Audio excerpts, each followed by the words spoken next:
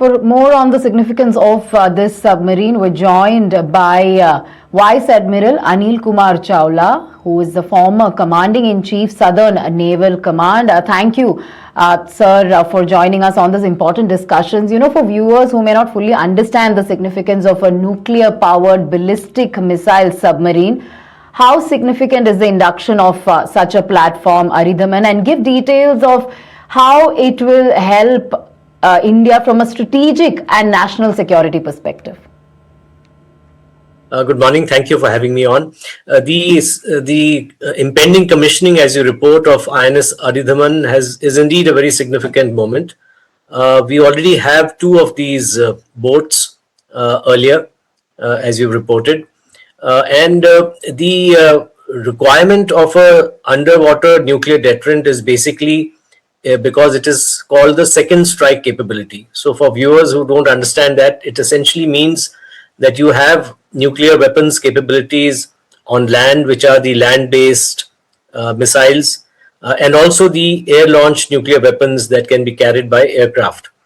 But both these are targetable by the adversary because they are on the surface of the earth, and with the kind of satellite surveillance that's available today, they are easily mapped. Their locations are generally known to all countries. So there is a bit of transparency, which is good in terms of mutual nuclear deterrence.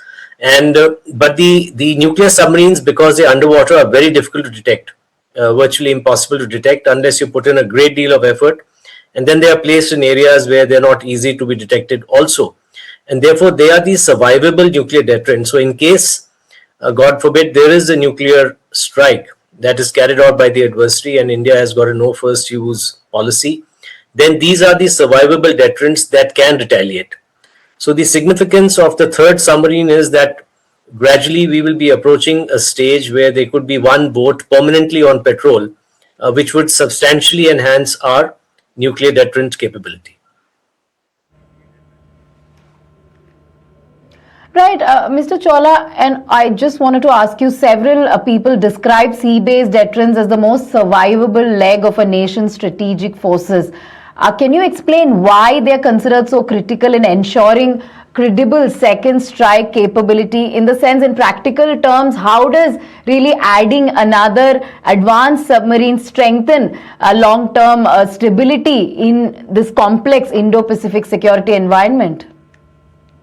You know, for a second strike capability to be credible, you have to have one submarine or more, depending on the numbers that you have. Like powers like the United States have more than one, constantly on patrol underwater. So that means you have this capability available somewhere in the world under the waters, available in case you wish to strike back, in case there is a nuclear strike from an adversary. So the significance, as I mentioned earlier, is that if you have more than one submarine, you know, the submarines also have to come back. They can't be at patrol ad infinitum. The crew has to have a rest.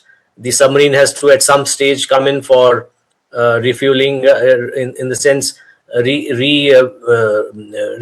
of its food stock, etc. Though the propulsion system is virtually, it can go on virtually forever. Not exactly, but can go on for a very long time.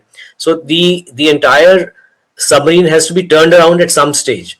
So if you have more than one submarine, and now we have the third one, hopefully likely to be commissioned, as you report, in the near future, then they would be possible to keep one submarine always on patrol at the place where you need, which would therefore then strengthen your credible nuclear deterrence, because the adversary knows that you have one boat or more boats, depending on how many you want to put underwater, at any time available to strike back. So that is the significance of this third commissioning.